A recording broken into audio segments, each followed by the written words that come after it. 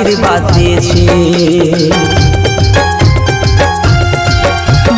ও ভাগা কাজল নিয়ে চোখে জল বলে বিদায় আমি জেলেছি,